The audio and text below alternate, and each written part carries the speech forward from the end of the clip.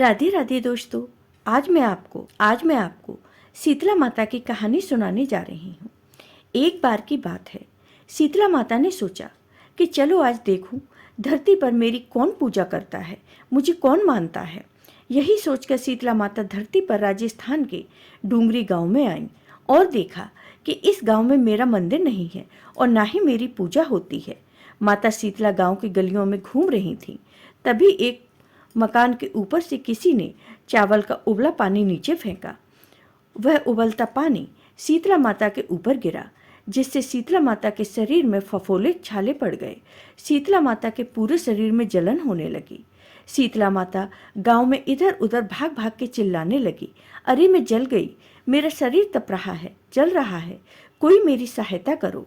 लेकिन उस गांव में से किसी ने शीतला माता की सहायता नहीं की। वहीं अपने घर के बाहर एक कुम्हारन महिला बैठी थी। उस कुम्हारन ने देखा कि अरे यह बूढ़ी माई तो बहुत जल गई हैं, इनके पूरे शरीर में तपन है, इनके पूरे शरीर में फफोले पड़ गए हैं, यह तपन सहन नहीं कर पा रही हैं। तब उस कुम्हारन ने कहा, हे बूढ़ी माई, तुम यहाँ आकर बैठ जाओ, मैं तुम्हारे शरीर के ऊपर ठंडा पानी डालती हूँ। कुम्हारन ने उन बूढ़ी माई पर खूब ठंडा पानी डाला और बोली, हे माई, मेरे घर में रात की बनी हुई राबड़ी रखी है, थोड़ा दही भी है, तुम दही राबड़ी खा लो। जब बूढ़ी माई ने ठंडी ज्वार के आटे की राबड़ी और दही खाया तो उनके शरीर को ठंडक मिली। तब उस कुम्हारन ने कहा, आओ माई, बैठ जाओ, मैं तुम्हारे सर के बाल सही कर देती हूँ। तुम्हारे सर के बाल बहुत बिखरे हैं, लाओ मैं तुम्हारी चोटी बना देती हूँ। और कुम्हारन माई की चोटी गूंथने हेतु कंघी बालों में करती रही। अचानक कुम्हारन की नज़र उस बूढ़ी माई के सिर के पीछे पड़ी तो कुम्हारन ने देखा कि एक आंख बालों के अंदर छिपी हुई है। यह देखकर वह कुम्हारन डर के मारे घबराकर भागने लगी। तभी उन बूढ़ी माई ने कहा, रुक जा बेटी, तू डर मत, मैं कोई भूत प्रेत नहीं हूँ, मैं तो शीतला माता हूँ। मैं तो इस धरती पर देखने आई थी कि मुझे कौन मानता है, कौन मेरी पूजा करता है। इतना कहकर माता अपने असली रूप में आ गई। माता के दर्शन कर कुम्हारन सोचने लगी, अब मैं गरीब इन माता को कहाँ बिठाऊं। तब माता बोली, हे बेटी, तुम किस सोच में पड़ गई। तब उस कुम्हारन ने हाथ जोड़कर आंखों में आंसू लाते हुए कहा, हे माँ, मेरे घर में तो चारों तरफ दरिद्रता बिखरी हुई है, मैं आपको कहाँ बिठाऊं। मेरे घर में ना तो चौकी है, ना बैठने का आसन है। तब शीतला माता प्रसन्न होकर उस कुम्हारन के घर पर खड़े हुए गधे पर बैठकर एक हाथ में झाड़ू, दूसरे हाथ में डलिया लेकर उस कुम्हारन के घर की दरिद्रता को झाड़कर डलिया में भरकर फेंक दिया और उस कुम्हारन से कहा, हे बेटी, मैं तेरी सच्ची भक्ति से प्रसन्न हूँ, अब तुम्हें जो भी चाहिए मुझसे वरदान मांग लो।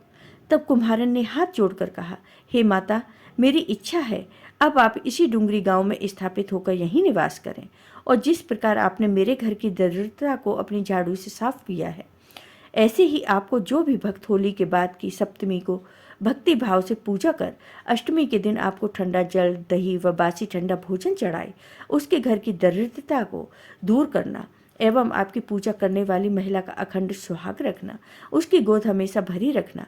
साथ ही जो पुरुष शीतला अष्टमी को नाई के यहाँ बाल न कटवाए, धोबी को कपड़े न धुलने दे और पुरुष भी आप पर ठंडा जल चढ़ाकर, नारियल फूल चढ़ाकर परिवार सहित ठंडा बासी भोजन करे, उसके काम धंधे व्यापार में कभी दरिद्रता न आए। तब माँ बोली, तथास्तु। हे बेटी, जो तूने वरदान मांगे हैं मैं सब तुझे देती हूँ। हे बेटी, तुझे आशीर्वाद देती हूँ कि मेरी पूजा का मुख्य अधिकार इस धरती पर सिर्फ कुम्हार जाति का ही होगा। तभी उसी दिन से डूंगरी गांव में शीतला माता स्थापित हो गई और उस गांव का नाम हो गया सील की डूंगरी। सील की डूंगरी भारत का एकमात्र मुख्य मंदिर है। शीतला सप्तमी के दिन यहाँ बहुत विशाल मेला लगता है। जय हो शीतला माता की। आपको ये वीडियो पसंद आया हो तो लाइक कीजिए, शेयर कीजिए और मेरे चैनल को सब्सक्राइब कीजिए। साथ ही बेल आइकॉन पर क्लिक जरूर कीजिए, जिससे हमारे वीडियो के नोटिफिकेशन आपको मिलते रहें। और हाँ दोस्तों, अगर आपको ये वीडियो पसंद आया हो तो कमेंट बॉक्स में शीतला माता की जय अवश्य लिखिए। धन्यवाद दोस्तों।